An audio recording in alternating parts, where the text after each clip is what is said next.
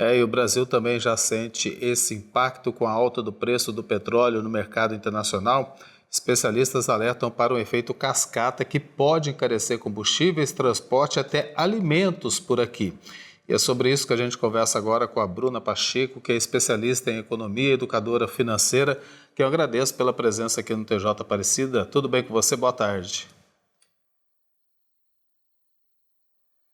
Eu acho que ela está com um problema de comunicação, Sim. travou a internet da Bruna. A gente estava tentando Pacheco. falar com ela, mas eu acho que voltou agora. Vamos Oi. tentar de novo?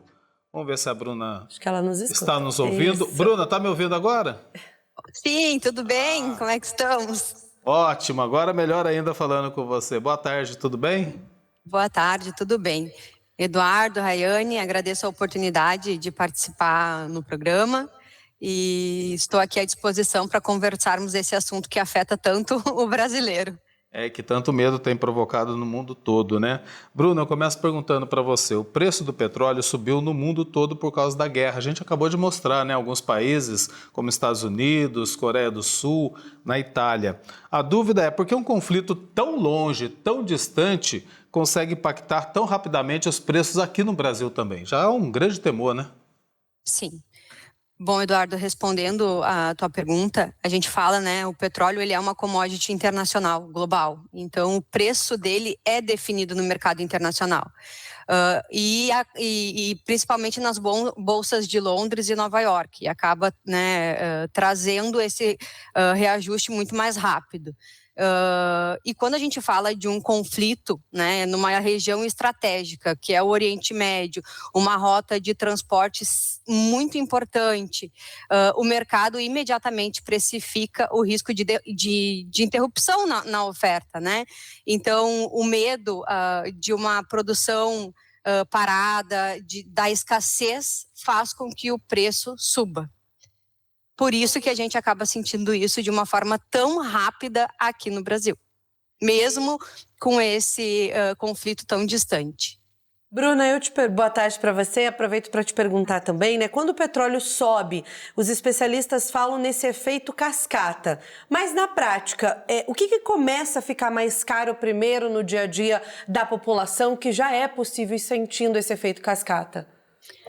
Bom, Rayane, a gente sabe que o que a gente vai primeiro ver o preço mudar vai ser os combustíveis, né? Então, gasolina e diesel. E com isso, basicamente, a economia inteira gira por conta de transporte. A gente vai ver o preço dos alimentos no supermercado com um aumento de preço, a gente vai ver o transporte e logística, a gente vai ver o setor de indústria por uma energia e custos maiores de energia e de transporte. Então, o brasileiro ele vai sentir primeiro no posto de combustível e depois no bolso, no carrinho, na hora que ele for ao supermercado. Então, é o efeito cascata. Todas as cadeias vão sentir o efeito dessa volatilidade no preço do petróleo. Encarecendo também, você falou, né? Transporte, alimentos. Essa alta do petróleo pode pressionar a inflação, que até então o governo diz que está sob controle, por enquanto está conseguindo manter estável o índice. Existe o risco de influenciar também decisões em relação à taxa de juros aqui no Brasil, a taxa de juros que é usada também para dar uma segurada na inflação, né? Eduardo, sim, né? A resposta é sim. A gente tem aí o combustível com um peso enorme no IPCA, que é o nosso índice de consumo, e que pode sim, se esse conflito perdurar por mais tempo, isso vai influenciar no nosso IPCA, na nossa inflação, e o que pode provocar, inclusive, uma mudança, né, de discurso por política monetária do Banco Central. O mercado precificava um corte de juros já para a próxima reunião, que acontece inclusive na quarta-feira da semana que vem. Tinha-se uma expectativa de corte na casa de 0,50, 0,25. Hoje a gente já tem, era 50-50 a probabilidade, hoje a gente já enxerga o corte de 0,50 nulo, não vai acontecer. Então, se o conflito perdurar, a gente pode, inclusive, ter uma mudança no comportamento da política monetária do nosso país. Bruna, para a gente finalizar, se o conflito se encerrar, né, nesse cenário, configurando essa possibilidade. A gente ainda vai sentir a longo prazo esse efeito dessa guerra agora?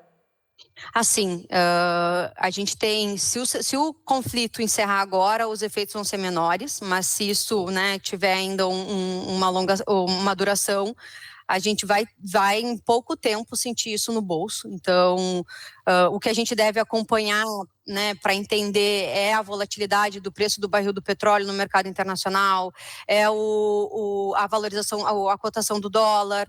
A gente tem que entender os anúncios de reajuste da Petrobras e sim, se isso durar qualquer tempo, né? Se encerrar agora não vai ser tanto, um efeito menor, mas se prolongar, a gente vai sentir isso sim em poucas semanas. Bruna, muito obrigado, viu, pela participação aqui no nosso TJ Aparecida. Uma boa tarde para você. Agora há pouco a gente falou aqui no TJ Aparecida sobre os impactos dessa guerra na economia, mas outro assunto também tem chamado a atenção no cenário internacional, envolve diretamente o Brasil. Especialistas discutem a possibilidade de os Estados Unidos classificarem facções criminosas brasileiras como organizações terroristas, o que pode trazer reflexos políticos e até diplomáticos para o país.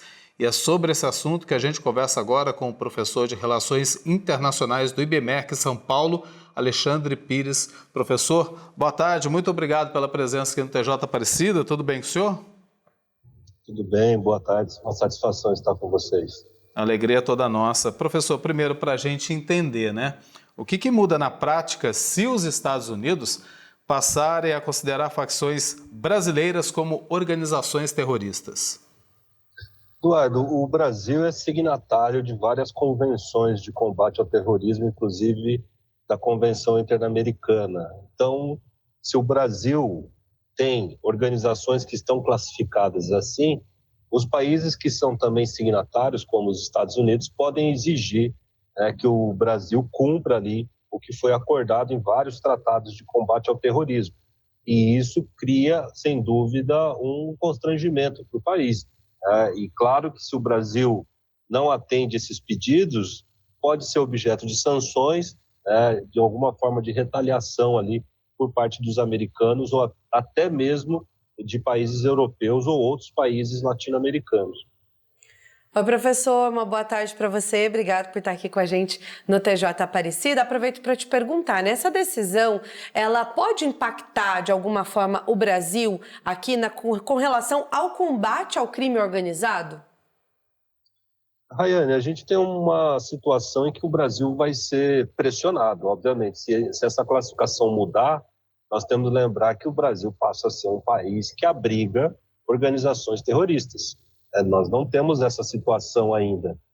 Isso seria uma novidade e, claro, você fica sujeito ali a ações dos outros países, não necessariamente ações militares, mas você sofre uma pressão. E o Brasil, como nós sabemos, tem organizações hoje que têm, de fato, uma envergadura internacional, mas que não são classificadas como terroristas, ou seja, são consideradas organizações internacionais de narcotráfico, que o Brasil também é signatário de vários tratados para combate a isso. Então, tem um impacto, sim, se houver essa mudança. Agora, professor, especialistas também falam na questão da soberania. Por que essa classificação pode gerar esse tipo de preocupação aqui para o país? Isso é sempre uma questão de primeira ordem, né? Você, entre alguns tratados, você se obriga a observá-los. Nesse caso, esses tratados, nenhum deles foi, digamos, transformado ali em emenda constitucional, né? Ou seja, a nossa Constituição tem esse mecanismo em que você transforma esses tratados em uma lei interna, isso não é o caso, mas você faz parte de uma cooperação internacional, se espera algumas coisas. E, claro, você fica sujeito ali, talvez, a ver a soberania violada ou ameaçada. Eu vou dar um caso um pouco mais concreto. Pode ser que um governante não seja reconhecido como um governante legítimo, e sim como um líder ali ou associado a uma dessas facções, e isso autorizaria um país como os Estados Unidos a fazer uma ação contra, ou seja, de modo unilateral. Nós assistimos isso na Venezuela. Na atual situação, não. mas a gente não sabe ali na frente, no futuro. Professor, na sua visão, uma medida como essa pode aumentar a cooperação entre Brasil e Estados Unidos no combate ao crime organizado de alguma forma? É o que se esperaria, né? Nós não sabemos o quanto que o crime organizado ele se infiltrou no Estado, ou seja, já existem vários relatos, tanto por parte do Judiciário, por parte da Justiça Eleitoral, também o próprio Parlamento tem se preocupado com essa questão. Então, nós não sabemos se tudo que pode acontecer em termos de cooperação, de fato, vai ocorrer. Mas, sim, o esperado seria esse, né, que o Brasil facilitasse, junto aos Estados Unidos e outros países, o que a gente chamaria ali da persecução penal, né, ou seja, tentar levar essas figuras à justiça, seja pelos crimes que cometem em outros territórios, né, e os crimes que cometem aqui. Agora, olhando para o nosso cenário interno, né, essa discussão pode gerar algum impacto político, mudanças nas estratégias de segurança pública?